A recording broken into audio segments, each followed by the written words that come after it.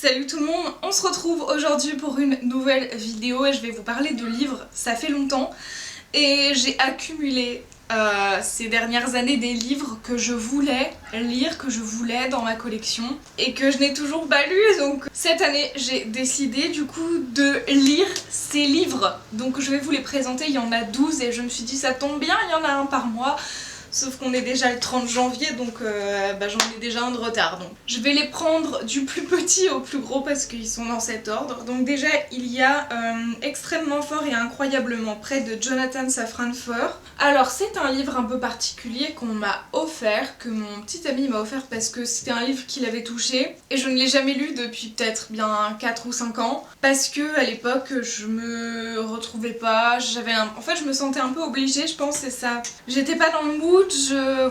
J'étais pas intéressée, alors que maintenant quand je relis la 4ème de couverture en fait, je me dis c'est vrai que ça peut être pas mal en fait. Donc je vous la lis. Oscar 9 ans, d'ailleurs il y a une adaptation au film apparemment. Oscar 9 ans est surdoué, ultra sensible, fan des Beatles et collectionneur de cactés miniatures. Son père est mort dans les attentats du World Trade Center en lui laissant une clé. Persuadé qu'elle expliquera cette disparition injuste, le garçon recherche la serrure qui lui correspond. Sa quête l'entraîne aux 4 coins de la ville où règne le climat délétère de l'après 11 septembre. Je sais pas en fait. Au début, y a tout dans le plot pour me plaire et je ne l'ai jamais lu. Enfin, si, j'ai commencé, je crois que j'ai fait un chapitre. Mais c'est pas beaucoup. Puis voilà, maintenant le côté attentat, World Trade Center, ça me touche d'autant plus. Et je pense que ça touche un peu plus tout le monde parce que y a eu ce Charlie ensuite et plein de choses. Donc on se sent plus dans le mood, on va dire. Et donc voilà pour ce petit livre, c'est un format poche. Ensuite, un livre qu'on m'avait offert pour mon anniversaire l'année dernière, c'est Vive la République de Marie-Aude Muraille. C'est de la fiction mais c'est très réaliste. À 22 ans, Cécile va réaliser son rêve, devenir maîtresse d'école. La voilà qui affronte le cœur tremblant, sa première rentrée des classes. Face à elle, 18 CP, Baptiste, jamais assis sur sa chaise, Audrey, qui aime déjà sa maîtresse, Steven, au QI limite, Louis, 6 Antilles, Toussaint et des morts baoulés, fraîchement arrivés de Côte d'Ivoire. Cécile doit tout simplement leur apprendre à lire, mais ce n'est pas si simple que ça quand votre directeur vous impressionne et que l'inspecteur vous terrorise quand vous n'avez aucune autorité sur les enfants. Quand rôdent des gens inquiétants autour de l'école et qu'en plus vous tombez amoureuse du serveur du cheap burger. Ça avait l'air très sympathique, voilà, c'est dans le côté... c'est dans le mood école, maîtresse d'école, voilà, et comme c'est mon futur métier, je l'espère, ça peut toujours être sympa à lire. Ensuite, La Maison des Morts de Sarah Pinborough. C'est un excellent livre visuellement parlant. Je l'ai honnêtement acheté pour le visuel au départ parce que je l'ai vu dans le rayon, ça m'a attiré, j'étais en mode c'est beau, ça se reflète, c'est bleu, c'est irisé. C'est super beau et la tranche est noire. Ça c'est le genre de détail qui personnellement me rend absolument dingue. Et je ne l'ai pas lu, mais c'était volontaire puisque c'est un livre qui est apparemment très noir, très... Alors c'est de la littérature jeunesse, mais ça fait longtemps que je l'ai. Mais je l'ai acheté quand j'étais en dépression, j'avais conscience que ça allait être sombre et je me suis dit... T'as pas besoin de ça maintenant, donc achète-le et garde-le pour plus tard quand tu iras mieux et que tu pourras de nouveau lire des livres tristes sans chialer et partir en bad. Donc voilà, je compte faire ça cette année, donc très beau, c'est un très beau livre et de base je suis contente. Alors je vais peut-être vous lire l'arrière en fait, parce que de quoi ça parle au final, bien sûr, la meuf s'extasie sur un livre mais on sait pas ce qu'il y a dedans. C'est une maison sur une île déserte où des jeunes attendent de savoir s'ils vont mourir. Très gai, hein, je vous avais prévenu. Arrachés à leur famille à la suite d'un diagnostic, ils sont en quarantaine donc, hein, c'est le moment du coronavirus, tout ça. Très d'actualité, dis donc. Arrachés à leur famille à la suite d'un diagnostic, ils vivent dans la crainte du moindre symptôme, car alors on les emmènera en pleine nuit au sanatorium d'où personne ne revient. Ah, il y a un petit côté 39-45, hein, bon. Au dortoir 4, Toby et ses copains trompent l'angoisse comme ils peuvent, repliés sur leurs souvenirs d'avant la condamnation à mort. Jusqu'au jour où l'arrivée d'une nouvelle patiente va tout changer et redonner brusquement à Toby une raison de profiter de chaque jour et même d'espérer. Ouais, il va tomber amoureux quoi. Car on va tous mourir un jour, ce qui compte c'est comment on choisit de vivre. C'est à la croisée de Nos étoiles contraires et de Celle qui a tous les dons, de livres que je n'ai pas lus. Il y a quand même une note de Stephen King. Genre Stephen King a lu le bouquin et a dit une note quoi. Ou alors il a fait dire une note et il l'a pas lu. Mais il y a quand même un mot de Stephen King bouleversant et totalement captivant, je ne pouvais pas le lâcher. Très analogique comme message. Bref, je passe à un livre suivant parce qu'il y en a 12 et ça va être un peu long. Ensuite, de Scott Westerfeld, c'est le livre le plus récent de ma collection je pense. Imposters de Scott Westerfeld est un livre très très récent qui se présente comme ceci. Je suis pas entièrement fan de la couverture mais écoutez c'est un détail. C'est mon auteur jeunesse favori puisque c'est lui qui a fait la série Uglies qui est ma série préférée au monde en termes de livres. Et voilà, je n'ai pas trop beaucoup cherché plus loin parce que c'est mon auteur préféré, je lui fais entièrement confiance. Et je vous lis, et en plus c'est vrai, il reparle de Tali de Uglies du coup, c'est il y a plus de 10 ans, la révolution menée par Tali a mis fin au régime des prêtrises et à la dictature de la beauté. Aujourd'hui, un nouveau commandement est en place, impitoyable et guerrier, véritable machine à tuer, Frey a grandi dans l'ombre anonyme. À la fois garde du corps et doublure de sa sœur jumelle Raffi, l'héritière du royaume de Shreve, elle ne vit que pour la protéger. Mais lorsque leur père l'envoie seul en mission diplomatique dans un royaume rival, Frey comprend qu'il est prêt à la sacrifier. Désormais, elle n'a plus qu'un seul but, le renverser. Donc toujours un délire de renverser le pouvoir, voilà. Je sais pas du coup si comme on parle de Tali avant, c'est une suite lointaine ou pas du tout parce que après Tali etc il y avait déjà tout ce qui est spécial extra. Mais écoutez voilà je suis toujours fan de cet auteur donc c'est un livre que je compte bien lire et par contre il est un peu gros, ouais 400 pages. Ça se fait hein mais c'est quand même un bon morceau quoi. Dans une vie d'adulte étudiante où on n'a plus tout son temps. Toujours dans le délire Scott Westerfeld, j'ai ce livre que mon copain m'a offert, que je ne connaissais pas son existence à ce livre donc c'est pour ça qu'il me l'a offert, sinon évidemment il aurait déjà été dans ma collection. C'est un livre en fait qui n'a pas été traduit et c'est Man Rain. C'est Scott Westerfeld qui explique en fait et qui parle de la série Uglies. C'est tout en anglais mais du coup il répond à des questions, pourquoi Tali Youngblood s'appelle comme ça, plein de choses, c'est super intéressant pour aller encore plus loin dans la saga. Et voilà, je suis absolument ravie et voilà, il se présente comme ceci, c'est un très chouette livre qui se lit bien hein, mais après du coup c'est de l'anglais quoi, voilà, ça me fera bosser mon anglais pour ce semestre.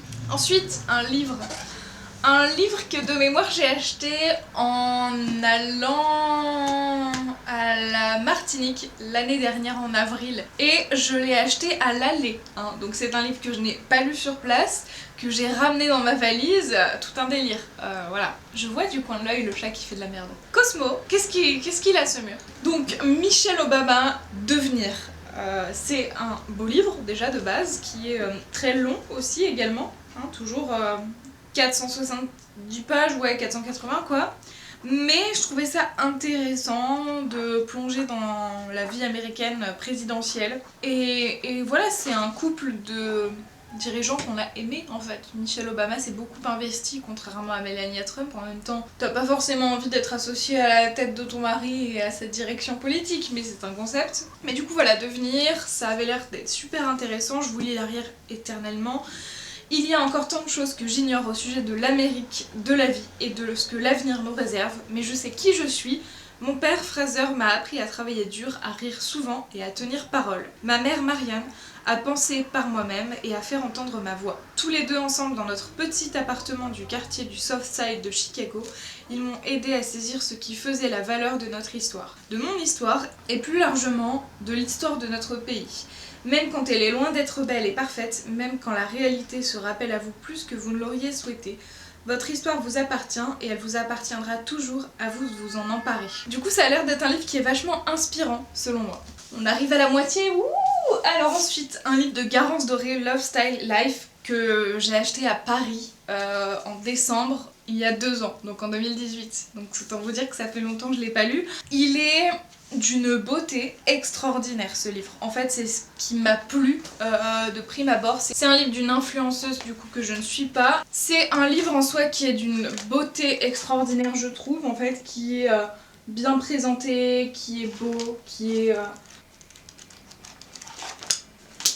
vachement beau en fait et c'est un truc que j'avais envie d'avoir parce que voir des mises en page comme ça, belles, des photos, des conseils de mode etc. Je trouve ça très inspirant et c'est pour ça du coup que je voulais ce livre tout simplement. Et du coup c'est le genre de livre que j'ai envie de garder dans ma collection aussi. C'est pas le genre de livre que je lis pour les lire et m'enrichir de l'histoire, c'est aussi des choses que je veux garder ensuite. Pareil, ensuite, un livre de l'art moderne et contemporain sous la direction de Serge Lemoine qui se présente comme ceci. C'est un livre que j'ai acheté au musée d'art contemporain de Lyon il n'y a pas si longtemps et que je trouve très bien fait parce qu'en fait il est classé par année et du coup par mouvement, donc en fait c'est pour mieux comprendre l'art moderne et contemporain, voir l'évolution, voir les inspirations, d'où vient quel sous-genre d'art en fait, et je trouvais ça super intéressant. Et ouais, c'est un livre qui est beau aussi et ouais, j'aime bien la prise en main en fait de ce genre de papier, un peu papier glacé en fait, et ouais, je trouve ça trop beau. C'est pas le papier le plus écologique du monde, mais voilà, pour ce genre de livre, je trouve ça un peu indispensable. Ensuite, toujours dans les livres extrêmement beaux, et c'est un livre que j'ai acheté il y a 2 ans, pendant un été, quand on est allé avec ma famille et mon copain visiter des grottes. J'ai un gros délire, j'adore 2 choses dans la vie et en vacances d'été, c'est visiter des grottes et faire des labyrinthes de maïs. Voilà, toute ma vie, ma passion, voilà, je vous l'avais pas encore dit il me semble. Donc c'est Le gouffre et la rivière souterraine de Padirac par Édouard Alfred Martel. Et c'est un super livre qui est qu'à 30 € et j'ai été étonnée parce que quand je l'ai vu j'étais en mode franchement il est beau. D'ailleurs il y a toujours le prospectus du gouffre de Padirac dedans. En fait, il y a du papier photo. Alors vous avez le papier glacé classique, mais en plus de ça, vous avez vraiment des pages photos où il y a du papier photo incrusté en fait sur la page. Je sais pas si vous verrez bien, mais du coup je trouve ça absolument fou et on a vraiment l'impression que c'est la photo qu'il a pris lui quand il était dans la découverte de cette grotte. C'est super intéressant si vous aimez tout ce qui est géologie, spéologie, voilà, je trouve ça formidable. J'ai eu l'occasion de faire de la spéléologie quand j'étais enfant. Et c'est sportif, faut pas avoir peur, c'est vraiment un monde à part entière, mais je trouvais ça fascinant. Donc voilà, puis on perd la notion du temps aussi parce que comme c'est humide, qu'on doit passer parfois dans de l'eau et tout, en général on garde pas de montre, de bijoux ou quoi que ce soit dans sa combi. Et ouais, je trouvais ça super intéressant, donc récupérer ce livre c'est une source d'enrichissement énorme. Mais voilà, c'est beaucoup plus spécialisé comme domaine. Ensuite, un truc un petit peu plus facile à lire, un petit peu plus léger, on va dire, c'est La femme parfaite est une connasse, l'intégrale, mais dessinée par Margot Motin. J'ai aimé vite fait lire La femme parfaite est une connasse, sauf que je trouvais ça pas forcément... C'est pas pareil en fait, parce que du coup c'est plein de petites phrases et d'anecdotes dans un livre et il n'y a pas forcément de fil conducteur, alors que là du coup le voir dessiné, illustré et classifié, je trouve ça beaucoup plus pratique et beaucoup plus chouette à garder. Mais maintenant que je le revois, je me dis qu'en fait il n'y a pas tant de schémas que ça non plus de Margot Motin, ce qui est un petit peu dommage. J'aurais aimé des choses avec plus de dessins en fait, plus de dessins tout court. Mais du coup voilà, c'est quand même très chouette à avoir et du coup c'est l'intégrale, ça reste un très beau livre comme ceci. Et derrière c'est écrit « Qu'est-ce qu'elle a de plus que nous? Rien. Pourtant, elle est la femme parfaite et elle nous agace toujours autant. » Redécouvrez l'intégrale du manuel de survie des femmes normales de Marie-Aldine et Anne-Sophie Girard, revisité avec humour par Margot Motin. Voilà, j'ai tous les autres livres de Margot Motin et je l'aime beaucoup, sa façon de dessiner, etc. Donc je trouvais ça sympa pour ce livre. Ensuite, je passe aux 2 derniers livres et en fait c'est un ensemble. Je triche un peu mais je les lirai pas tout d'un coup. C'est Les culottés de Pénélope Bagieux. J'ai toujours voulu les lire, je voulais les acheter et à chaque fois je me disais ah c'est un peu cher et tout. Et un jour je suis passée devant ce fabuleux coffret collector violet réfléchissant avec cette écriture un peu rouge saumonée que je trouve absolument magnifique. Et je me suis dit c'est l'édition collector avec les 2 à l'intérieur. Autant prendre celle-ci plutôt que de me saigner moins et de prendre les 2 tomes séparément. Je me suis dit tant pis, au moins là t'auras la jolie boîte. Donc Les culottés, pour ceux qui ne connaissent pas, en fait ça se présente... Ah, j'ai pris le tome 2. Ça se présente du coup comme ceci et c'est des livres sur des femmes historiques qui ont laissé une empreinte et pour voilà désinvisibiliser les grandes femmes qui ont fait beaucoup pour l'histoire et qu'on a tendance à oublier parce que c'est pas enseigné à l'école ou qu'on n'appuie pas là-dessus. Donc voilà, je trouve ça absolument formidable. Évidemment, pour le coup, c'est entièrement comme ça sous forme de BD. Oh c'est vrai, il y avait... Oui, parce que du coup, comme j'ai pris l'édition collector, il y avait des dessins, je crois, récap de toutes les femmes de l'ouvrage. C'est formidable, j'avais oublié mais c'est absolument formidable. Donc il y a les 2 tomes et on nous présente 15 portraits de femmes qui ont inventé leur destin. Je trouve ça absolument formidable. Oh, c'est beau, j'avais pas vu la... Il y a une illustration à la fin qui se présente comme ceci. C'est très très beau, c'est très très beau. Moi ce qui m'a marqué et que je voulais absolument, c'est dans le tome 2 qui est toujours pareil, culotté mais 2. C'est une volcanologue. Il y a une astronaute, une miniaturiste du crime. Oh, c'est beau. Oh, non, vraiment c'est beau. Franchement, il y a des beaux dessins à l'intérieur. Vous avez des activistes. Et moi, ce qui m'a marqué, c'est Katia Kraft qui était volcanologue. Et ouais, ça c'est les pages un peu sur elle. Et d'ailleurs, du coup, j'imagine qu'il y a une illustration finale. Oh, c'est beau, mais pas comme je l'aurais imaginé. Je trouve ça absolument formidable. En fait, c'était un couple de volcanologues. Et j'en avais entendu parler dans une expo, je crois, de volcanologie, ou je sais plus, comme c'est ma passion dans la vie, bah voilà, j'ai toujours été un peu dans ces expos-là, dans ces trucs, et du coup, les gens qui ont été volcanologues, les célèbres, bah ça me fait toujours quelque chose, quoi. Donc voilà, c'est tout pour ces 11e et 12e livres de cette pile. Donc voilà, ça fait beaucoup à lire cette année, j'espère que je vais y arriver. Et peut-être même qu'on retrouvera un de ces livres chaque mois dans les favoris. Je ne sais pas, on verra bien. J'espère du coup que cette vidéo vous aura plu. Et pour cette année 2020, j'ai pas pris de résolution, mais du coup j'espère que je vous encouragerai à lire ces livres que vous avez achetés, que vous avez chez vous et que vous n'avez jamais pris le temps de lire.